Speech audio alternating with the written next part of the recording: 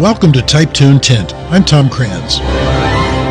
Introducing Matt Campbell, who's not only ready for his close-up, but has had his close-up in countless shows, videos, film, and TV productions since age 6. How did this young man from Northern California blossom from a stuttering boy to a busy full-time actor whose first novel will soon be a movie? Let's find out.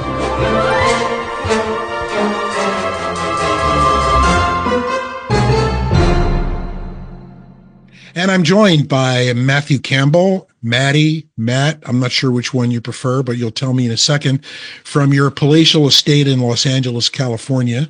9 o'clock in the morning, I was afraid I got you out of bed, but evidently people who work for a living do get up early. So thanks for joining me at this early hour of the day.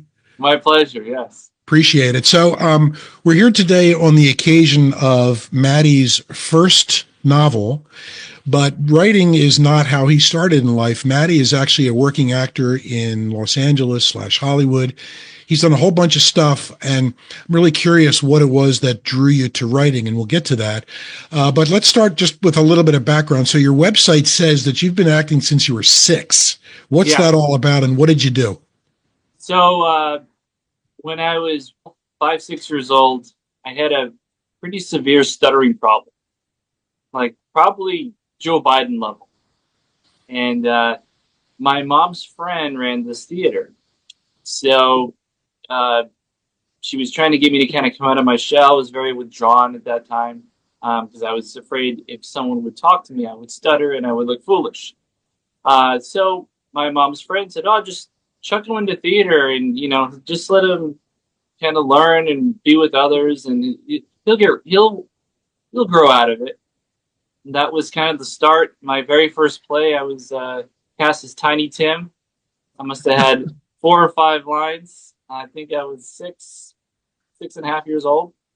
And after the show, I was just like, I loved it. I want to do the next one. So that kind of the next one and the next one. And then before I knew it, by the time I was like 14, I'd done 33 plays. So wait a minute, this all started because you were a stutterer at age like 5 or whatever it was. Yeah, yes. And did you have any kind of formal either therapy or instruction about how not to stutter, or was it the acting that got you through it? I think it was kind of being comfortable. And in community theater, you get a lot of people who are dentists or doctors or whatever, and then on their spare time, they want to audition and be a part of this production. So you got a lot of encouragement. It wasn't like, "Oh, who's this kid? Why is he here? Like, well, he can't even talk." It was just like, you can do it. So you actually, other actors supported you in this, and they didn't give you a bunch of shit, basically. Exactly. Yeah. Wow, that's really great. It was very supportive. And, made me feel confident. And then as we went along, the confidence increases, and I was like, okay, I know what I'm doing. And I think by the 3rd play, there was basically no stutter. By that time, how old were you, would you say? About 9. Okay, so it took you basically, 4 years or so to grow out of the stutter or to leave it behind, however? 3-4 years, somewhere in that frame. Yeah. Oh, that's an amazing story. That's really awesome. And can I also assume that your parents were supportive at this point? I mean, sending a kid off into a life of acting, that's probably not an easy decision for a lot of parents. Well, they thought that it would be an experience to get me out of my shell. They did not think that this was going to be my profession. And it took some doing to... My mother is a nurse, and she's very practical. So this was not how she saw things. But I think as time went along, and, I would perform plays at church and be a part of things. And as they saw it kind of happening, I think the big eye-opener was I was one of the first males to play Peter Pan in the company. Really? Normally they cast a little girl. This was in your community theater you're talking about? Yeah. Which community, by the way? It's in the Sacramento area. So you played Peter. That was like your breakthrough role, as it were, if you want to call it that? I mean, they had the wires, and they had the whole shebang. And they was like, oh, he's perfect because I was still pretty short then. Hmm. So and it's like it's great. We can hire an actual boy to play Peter Pan. We don't have to get Susie or Shannon to do it. Which from the stage, it's the voices haven't changed yet. There's still little Right. kids, so yeah. But it was really fun, and that was my first lead, and so that was like at first I was like, "Oh, can I do this?" And then after about the third performance, it was pretty seamless after that, and that really built my confidence. And there was no stutter then; it was gone. Did you sing for that production? No, it was not a musical. Okay, so you're not a singer, also, correct? I do. I did. I've done You- musicals. Okay. I did 2017, 2018. I did tour with Disney. High School Musical on stage. Oh, right. I saw that on your website. How could I forget? Okay. Yeah. Yeah. So I do.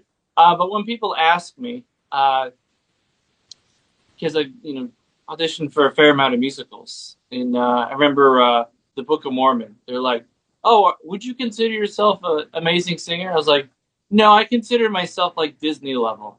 I'm good. I can carry a tune. I can make the production look great, but don't confuse me with Jason Mraz." Well, honesty's good. I mean, I guess, Yeah, I mean, you don't with a lot of musicals, you don't have to be absolutely amazing unless you are the true lead. sure. Yeah. Cool. All right. So I asked you this in email. You don't have a traditional day job. I mean, you're not waiting tables. You actually act for a living, correct?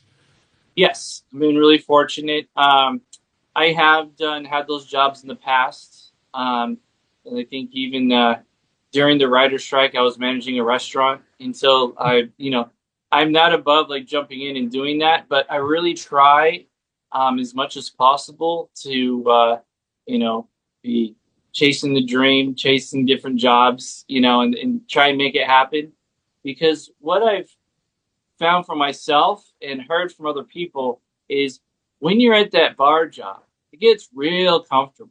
Or Mm, you're at the office, it gets really? real comfortable because it's like, oh, well, I'm going to have my bills paid and more, and I don't have to worry about doing this and that and the other. And I was like, let me just, I'll get to it next month. I'll start submitting. I'll get new headshots. Now that month becomes 6 months. That 6 months becomes a year. And then you've gotten you've kind of lost a little bit because Yeah. I mean, acting. human nature sucks, man. Your human nature is always to do like the easiest and the least. Well, I'm talking about my own human nature, I guess. The easiest and the least, and I can certainly understand that. But you're not chasing the dream as much as you did. You're now kind of living the dream. I mean, I know you're probably auditioning, and one of Oh these yeah, days you'd like to collect an Oscar, I'm sure, or whatever. But working every day and making a living, that's Christ, that's the dream of how many thousands of actors out there, right? sure. What do we got? 130,000 actors. I got the good fortune of being invited to the SAG Awards this past Sunday, Hmm. which was a really amazing experience. And you really saw the different types of classes in the industry and Hmm. in the union, right? You had like the guy who sat next to me, who was a real interesting comedian. He looked like he could play Jack Black's brother. Huh. Um, if anyone's interested, it's on my Instagram. It was a I lovely have a man. picture. I have the posed picture of you. You look great. Oh, thank you, thank you. Yeah, yeah, Uh, yeah. and then you had these guys who like he was in men's fashion and he dabbles in acting here and there, and then you walk over down the way and there's Timothy Chalamet. You know what I mean? Mm, So it's just like you have all these this whole collective where you have the big A-list stars, the working actors, people who haven't worked, and we're all supported by each other, which is great. So it yeah, was very interesting and really great thing, I think.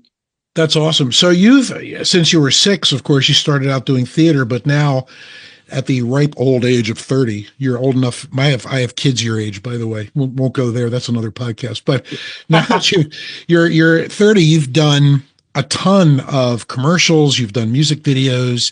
Looks like you've had parts in movies, TV shows. What is your favorite thing that you've done, or the favorite kinds of things that you do? Series. There's a lot of really beautifully shot web series coming out right now. They'd be extremely popular, Hmm. especially in the short form shows, because a lot of we're at a bit of a lull with television right now, and a lot of things are not as many things are being made this year. Hmm. We're hoping next year that's going to spill over. We're going to have a great year, but right now, so getting a lot of opportunities in these different web series, and I thought, like, surely I'll have a couple hours on set and I'll be able to kind of run through the lines, and and I'll get there. Um, I get I get there at 9 a.m. I'm in wardrobe at 9:30, and I'm having to run through these lines, and we're shooting at 10:15. Um, I never shy from a challenge, and I took it as such. If you, in your dream of dreams, when you're lying there in bed at 3 in the morning, staring at the ceiling, Mhm. wondering what your dream career goal is, what would that be? I would want to be one of the top actors in the industry and respected by all artists. So that would be that's one of the things I want. I just want to always be working. I love to act. Um, I guess it would be acting every day, and just being at the highest level possible. So you sound, that's exactly what, I don't, Gene Hackman just passed away, of course. I'm sure you know that. Yes, And yes. he was interviewed. They keep showing this soundbite from an interview he did years ago with Larry King. And Larry King, he told Larry King, I never wanted to be a movie star. I never wanted to be a star. I just love acting. I like acting on the stage. I like acting, period. And that's all I ever wanted to do. And it sounds like that's a good goal. Yeah. I also saw a quick interview with, I surf freaking the web because I hate watching TV now. And there's a little interview that Scarlett Johansson did with somebody who she met on a plane, another actor. And he asked her, do you want to be a movie star or do you want to be an actor? And she was young at the time. So I think she kind of equated the two. And the guy kind of said, why don't you strive to be an actor and then anything else will come after that? That sounds like really great advice. That sounds like maybe the track you're kind of on as well. Yeah, I mean, of course, it's hard not to be A dreamer. influenced by Oh, everything. You're just onslaught of media now, of where it's like, course. you know you have all these different outlets. So it's like, of course, and you see these guys, you're like, I want to be there one day. And of course, yeah, I want to be at the A-list level, where winning awards and being in contention, and really people enjoying your work. Of course, you want that, but I feel like if you are there in those having those conversations where people are inviting you to, not just to check out the SAG Awards, but you're receiving an award or you're Yeah. getting nominated. All right, we are indeed going to talk about Sinister City. I have not been ignoring you. I just want to. I'm really fascinated with like the life that you and people like you lead. It's like and you, because I've interviewed other people here before who kind of were Yeah. part-time actors, but they've all had day jobs. Acting is your day job, which I love, and so that's going to lead us to questions about why you decided to sit down and write a book. We're going to talk about Matt's book, Sinister City, when we come back from this shameless self-promotion of my latest book. Don't go away.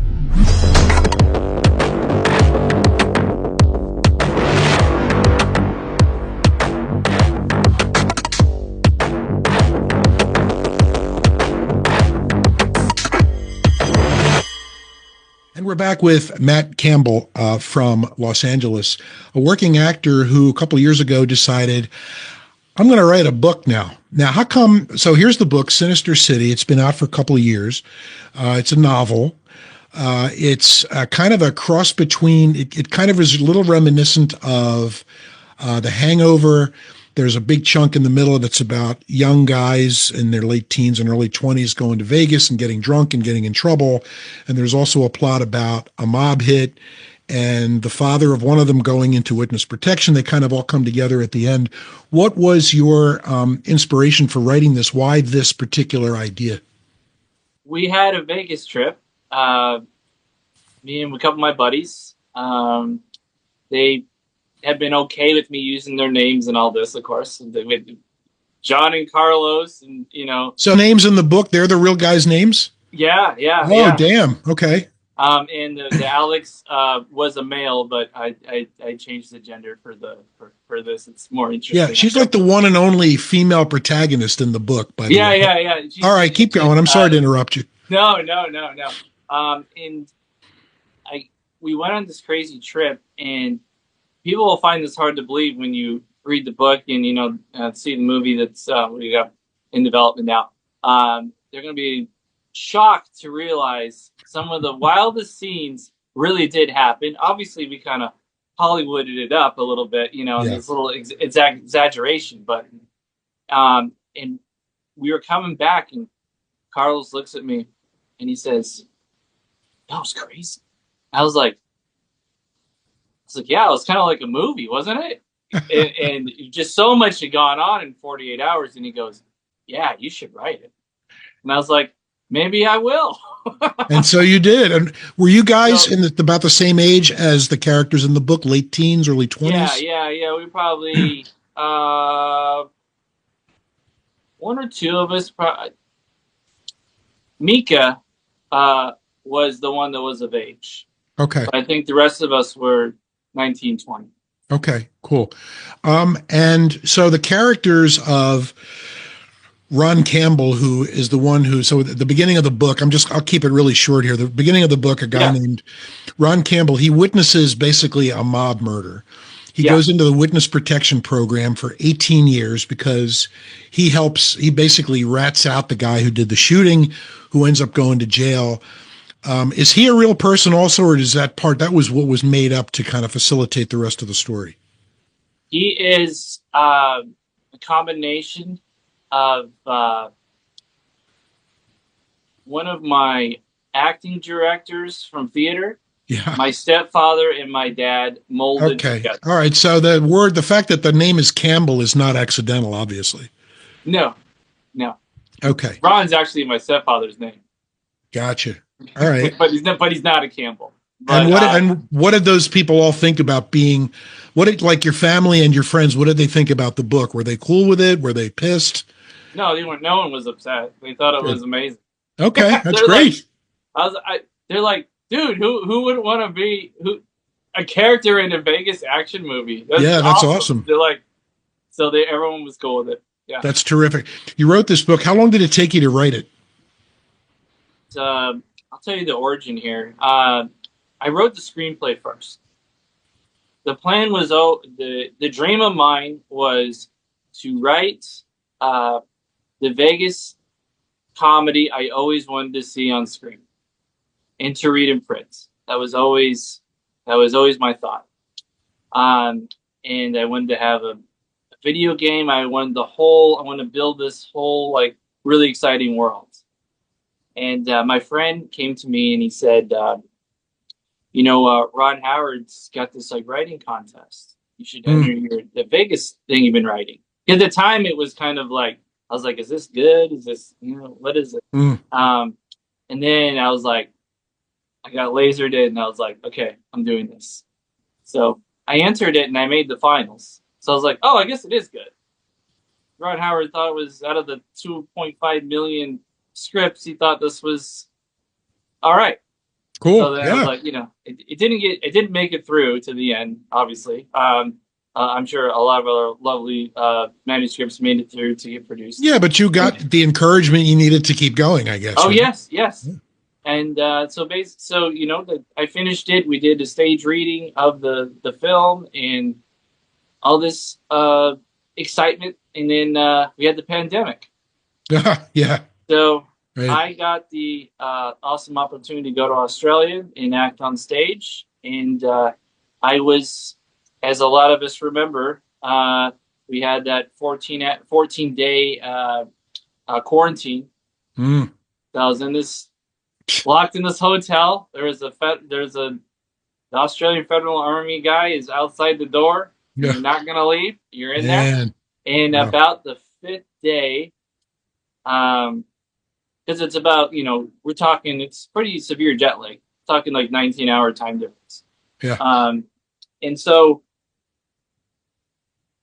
I was stumbling on the internet and I found this Quentin Tarantino video where he talks about how he loves to turn his scripts into books.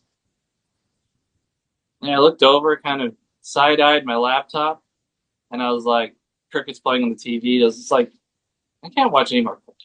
I was like, Hmm. I think it's time to get to work. Let's see what happens. Let's turn this into a book. Let's see what happens. So you started writing it while you were quarantining in Australia, basically. I wrote about 30%.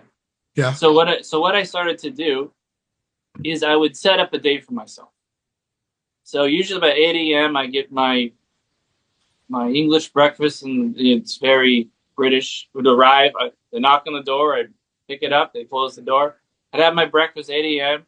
and I would I do my workout, get up my they had like little bands and different things, and then 11 o'clock I'd shower it. I would write from 11 to 4:30 every day. Wow, really? That's discipline, man.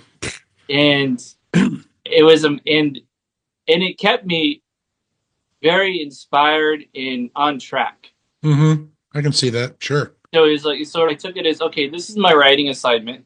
This is what I'm going to do every day. And I had a really awesome blueprint of the script that I had. The script at that stage, in its current stage, it's a 30-second draft. So it was already pretty tight, and I knew like this is something that I could do. I could push this into a book, I think, with this great blueprint that I've already had. You had a screenplay in your hand. How did it give us kind of a compressed version of how it becomes a movie, and how you peddle that around Hollywood? Did you know somebody? How did that happen? Basically trying to get in touch with the producers, seeing who you can get the script off, see who's in need of a comedy. It's about finding different platforms to promote yourself. There's a great platform called ISA, which is the International Screenwriters Association, where you can put up your scripts, put a pitch deck together. For those who don't know what a pitch deck is, it's basically like this layout of this. You're lining out how people are going to win their investment back, what it's about, what's your finance plan for them to recoup their money and things like that. And you put all that up there, and producers can view it. I've talked to a lot of different people, and obviously I can't tell too much about this at this stage, but sure. Yeah, we are working our way through things, and we've got some really good people reviewing the script, letting us know like what the next move is going to be. Cool. So yeah, it's very exciting stuff. So what are you doing now? Are you basically day to day going to auditions and doing gigs? So I did. I had another, believe it or not, I had another last minute thing. It's 2 days ago. So that was fun. We shot that. Another fun acting challenge. And then, it's audition for a horror film. We sent over to casting last night. So I'm continually, auditioning, looking for the next thing. But I've been very grateful. I've had a lot of opportunities with how kind of slow and kind of unsure things are right now. Anybody who looks up your YouTube channel will see lots of stuff. A couple of highlights I wanted to point out. Yeah. You did a number of episodes of a little sketch comedy program called Bits and Pieces. Yes. You with a partner, they're kind of little mini comedies. And you got to tell me also about Nightwing character. Yeah, so Nightwing is Robin after he leaves Batman. Oh, right. Okay. So I've been told many times I look exactly like Dick Grayson. So I decided, really? Yeah. Dick Grayson in the movies or Dick Grayson in the comic books? In the comics. Really? Yeah. Okay. Continue. So I got a custom like Nightwing suit. Yeah, I saw it, and a cool mask. Yeah, we did. I wrote that little fan film, and we did like some fun stuff with it. So you just did that for grins, basically stuck it on YouTube and said, "Let's see what happens." Well, they are looking for a Nightwing, so I was kind of throwing my hat in the ring. Okay. Because it's with all the DC universe, they're going to be making a a Dick Grayson. All right. So what do you have coming up? Yeah, so I'm going to be at the Open Book in Northridge on April 5th. Northridge, California, folks, right? Northridge, California. Yeah. So if you're around in the valley, come by, see me. We're going to have some giveaways, and it's going to be a lot of fun. What time? 1 to 3. All right, folks, go see Matty Campbell. Get your very own signed copy of Sinister City. And that sounds great. I wish it could be there, but, 3,000 miles away, I got to choose my battles. Yeah, fair enough. Well, I'm nothing but impressed by the work and by your inspiration, your creativity. You have a website, MattyCampbellOfficial.com. You also are on every social media platform, I'm guessing, correct? Or what's your handle? Is it the same handle? All the same. Matty Campbell Official or just Matty Campbell? Matty Campbell Official on TikTok, Instagram, Facebook. I think is Starman23. Okay, it's different, but if you put my name in, I'll pop up. Yeah, careful out there because there's more than one Matt Campbell in the cyber universe. There is quite a few. Yeah. All right. Well, Matt, I really appreciate your time. I'm very, as I said, I'm impressed by all you've done. Sinister City, I hope it continues to do well. Sinister City, ladies and gentlemen, watch for the film, hopefully coming to a streaming service or theater near you very soon. Matt Campbell, appreciate your time very much and good luck to you. Thank you so much.